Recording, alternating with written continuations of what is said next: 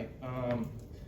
When you look at the game last week, probably one of the things that I'm pleased with is our guys were able to overcome some early adversity. Thought our sideline did a really good job of staying locked in. Thought our players, Tim Keenan in particular, did a really good job on the sideline. Had a conversation with those players afterwards. I kind of brought them and talked to them about how we need to handle things, and then right after Tim got them all together and thought, said the right things at the right time, right? Great leadership is great messaging at the right time, and I thought our players really responded well. Obviously the rushing yards in the first quarter, we had some unacceptable situations. We had two errors. One was a misfit, if you will, just not taking the air out of your gap. And another one was we didn't have a defensive lineman that slanted properly and gave up two explosive runs. We got to create more overlap in the defense in those situations as well. But certainly a nice job the last three quarters from defending their run game.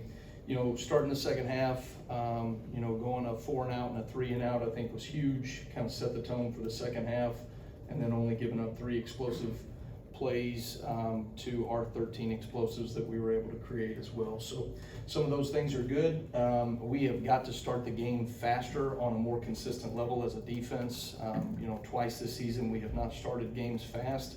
That when you play in the SEC, you cannot let other teams take the momentum early, and then you feel like you're fighting your way back. Credit our guys in the way that they were able to fight, but certainly something that we do not want to build a consistent habit for. So those things have to get fixed. Good teams continue to get better as the season goes on, and that will be the challenge to our guys as we face another good SEC opponent on the road. Missouri is doing a tremendous job right now, particularly on offense. They've got a very potent running game. They've got 2 running backs that are as good as anybody we have seen the last year and a half here. They break tackles, they're physical, they can make you miss, and then when they get in open space, they've both shown the ability to create explosive plays with their speed. So they present a number of challenges in that regard. I think their quarterback is operating at a very efficient level right now, completing over 75% of his passes. They do a great job of mixing in their run and pass game, and they're very complementary in their play action game and make things look the same as well. So certainly there's a lot of great things that you see from their offense. It'll be a great challenge for us. It's a faster week being an 11 a.m. kick.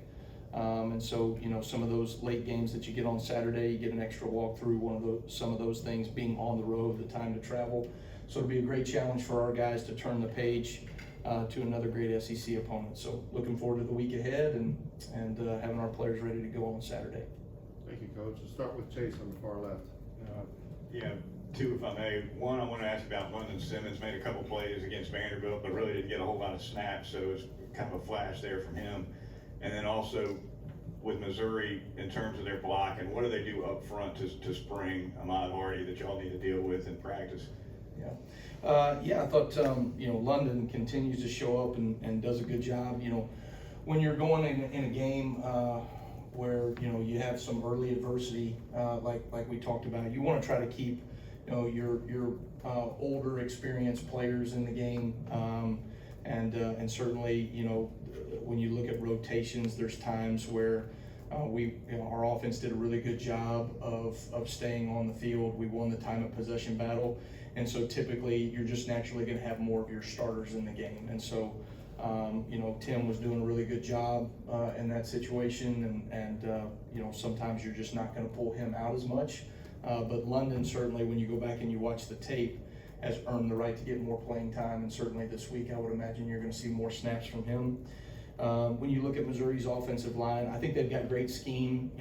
Drink has been running kind of that outside zone scheme since he was at App State. Does a really good job with it. They are able to create seams in the run game through different variations of of zone scheme, and they've got some gap schemes that are pretty good. They do a nice job, and their backs, they break tackles. I mean, rarely does the first guy get either one of their first two backs down. So you gotta swarm to the ball, you gotta gang tackle, you gotta be physical, you gotta put screws on screws. You know what I mean? We talk about surface area being a huge piece to efficient tackling. So if you tackle a big back on, with just your shoulder, and you don't put surface area body on body, you're rarely going to make the play. So those are things that we've got to do at a high level on Saturday. Let's go to Charlie on the right side. I know you kind of talked about their run game a little bit, but just with Ahmad Hardy specifically, what stands out about his game? Yeah, all the things that I just said. I think he's a fantastic back. I think he is very physical. I think he has great patience in the run game. Does a really nice job of making either the first guy miss or breaking the tackle. And then when he's out in space, he can create the explosive play, which, ultimately any great run team, when they're committed to running the football, it's like body blows in a boxing match, right? And those body blows continue to hit, and then all of a sudden you create explosive plays, and that's what they've been able to do efficiently to this point in the season. Go to Nick. Yeah, the second half against Georgia and Vandy, I think a total of 7 points that you guys have allowed over those two games. Has there been a common theme in terms of adjustments, or what has been the key there in terms of those adjustments at halftime each time? Yeah, I think, especially early on in the season, you get a feel for what a team is trying to do. So they've put a body of work on tape, but then specifically for you, for our team, how are they attacking us? And I think, our staff has done a really good job. Our players have done a really good job of taking, really since the Florida State game, of taking the adjustments that we have made on the sideline and at halftime and applying them to the next drive and next series. And if we'll continue to do that, we will make it hard for people as the game goes on, right, to be an efficient offense. And so that's something that we're doing a really good job right now. I think the level of communication for our team, especially being in year 2 as a defense, just the understanding of coaches is very seamless when we get in there at halftime. The adjustments, we're very efficient with it right now. The communication to the players goes out through position coaches, and then I bring those guys all in and kind of give them the overarching theme again, hit the high points, the things that we need to make sure we defend so we can make people play left-handed. So whatever it is that they show, we are going to make sure that we take away those top 1, 2, 3 things in the game, and then see if they can beat us with option 4, 5, and 6. Go to Katie on the left side. Justin Jefferson was named SEC Defensive Player of the Week. Just what did you see from him on Saturday, and then really how have you seen him take advantage of this extra year he was able to get? Yeah, certainly. I remember when it was sometime around maybe Thanksgiving or something like that when we found out that he was going to have a chance to be eligible. Maybe it was later than that, actually, when I think about it. Maybe in December.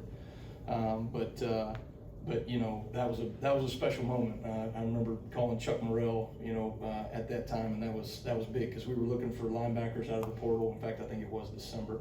But certainly we were all excited, and I got a chance to call him and let him know that he was going to get to come back for another year, because you knew he was going to affect, have a great impact on our defense, in this season. And certainly, Saturday was a great example of that. Justin has a great feel for, just instinctive tracking. He can track the ball really well. And then obviously, he's a very physical player. He is a very fast player. He can create, he can take space away out of ball carriers. Did a really good job. We work creating takeaways every single practice at the beginning of practice, and you talk about a textbook. You show exactly what he did in practice that week and exactly what showed up on game day of stripping that ball loose. When we do that over and over and over again, and it's just so rewarding, right, for those players to be able to show that, hey, it showed up on game day, right, in a very critical moment. And so very proud of him and the effort that that he's bringing and the energy he's bringing to our defense. And I think he'll continue to build off of those things. Let's go to Joe in the back left. Coach, what makes the shovel pass such a challenging concept to defend? Yeah, it is. It's a really challenging concept. I mean, we got hit on it last year against Vanderbilt. It showed up in a couple of different games last year as well. Florida State tried it against us and we were able to knock it out in that situation. Some of it is there are certain calls that are good, better against the shovel, and some that aren't. And it's a challenge because when you get teams that run shovel plays on third down, you almost have a decision to make with your defensive ends. Are you just gonna play on the line of scrimmage and not try to affect the quarterback? Or are you gonna do certain things, to try to, create some overlap? We had I think one of the plays, we had a chance to be able to defend it better than what we did. One of the other plays, I thought I made a really tough call for our guys in that situation. But it's a play, I've told you guys this before, whatever you put on tape, you're gonna have to answer for, right? And that's a play that we're gonna have to continue to answer for. We work it, probably more than we should. So it's disappointing that we gave 2 of them up, but at the same time, you kind of have to ask, what are you willing to live with a little bit? And I'm not saying that we're going to give up shovels for the rest of the season. I'm okay with that, all right? I don't want our fans hearing that. But what I do want our people to understand, right, is like, you have to affect the quarterback, and our ability to affect Diego Pavio is what won us the football game. And so sometimes, right, you're going to have those situations where, their counterpunch to that was a shovel play every now and then. We got to do a better job defending it. But certainly there's going to be times where you got to make sure you keep the main thing, which is affect the quarterback in the passing game. Let's go to Colin, front left. Hey, Kane, well, when you look at Missouri and game plan, what kinds of things carry over in terms of defending the run? Like, whether it's against Bo, option play, things like that. What kind of carries over? What are you encouraging your guys to look at? Do you mean like from the first 5 games to what carries over to this game? I'd say from specifically last, like what worked last week in run defense heading into, I guess. Gotcha. Well, I think anytime you defend like 1+ quarterback option style systems, right, where the quarterback has a chance to, run the ball, there's an element of discipline, right, that you have to play with across the board. I think our guys, took some of the mistakes from the first quarter and applied it to the last 3 quarters of the game from a run game standpoint. There were some schematic adjustments that we made that gave us a chance, that we were a lot more disruptive in the run game as well. And so those are some things that, you want to create some overlap of the defense, and you want to, let our guys go play really fast. I didn't think at the beginning of the Vanderbilt game, as much as we stressed it, talking about playing physical, playing fast, not playing on our heels, we still, that first drive of the game, I did not think we were playing very aggressive. I didn't think we were playing very fast. And so, I told our coaches, like in those situations, like put the iPads down, take your headset off, and let's make sure that we get our guys playing really fast and physical. And that was even Tim Keenan doing an example of that. And so when you look at the run game, a lot of it is just the physicality that you have to play with. And I think that's one thing that I want to make sure we keep on the forefront of our players' minds. We will make adjustments. We will have game plans going into each week and what each opponent in the SEC gives us. But at the end of the day, the physicality and violence that we have to play with is the reason why we were able to knock out the run Saturday, and that has to continue. All right, let's finish up with Alex right in the middle of the room. Sab was able to make the play, obviously, on Saturday. With Sab and Lawson, given the extended amount of time they were out, what have you sort of seen from them as we've gotten further into the season as far as where they are? Yeah, I think you look at both those guys, they're continuing to take steps in the right direction. There is an element to, I said it a second ago, good teams get better. Good football players get better as the season goes on. And certainly when you're coming off of an injury, there is a certain level of adjustment period, right, and getting back into the swing of things. I like, Keon is playing at a faster level week in and week out.